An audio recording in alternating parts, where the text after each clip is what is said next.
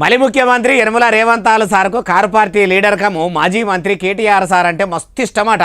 తారక రామారావు సార్ను చూస్తేనే తలుగు దెంపుకున్నట్టు శంగడ బింగడ ఎగురుతాడు, మైకులనైతే మస్తు మొత్తుకుంటాడు. అసోటిది కేటీఆర్ సార్ అంటే చాలా ఇష్టమని ఎవరన్నారంటారా మీరే చూడుది. ముఖ్యమంత్రి గారికి కేటీఆర్ గారి ప్రేమ ఎక్కువ. ఈ మధ్య ఎక్కడైనా కేటీఆర్ గారిని విమర్శించండి రాష్ట్ర ముఖ్యమంత్రి గారు?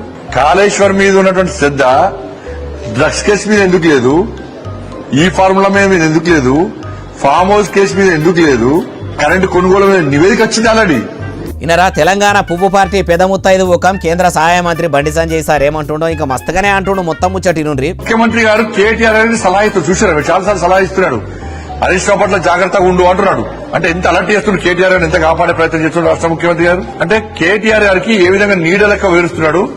ఆయనకు రక్షణ కోసం, ఈయనకు రక్షణ కోసం.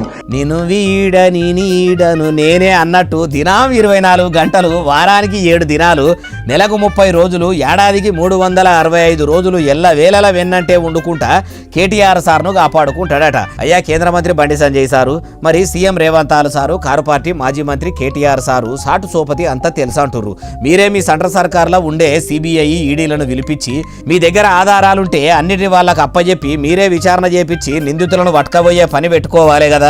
అట్లా చేయకుండా ఇట్లా చెప్తే ఊదుగాలది పీర్లేవది అంతా ఉత్తముచ్చట్నే అంటుర్రు ఈ ముచ్చటిన్నోళ్ళు.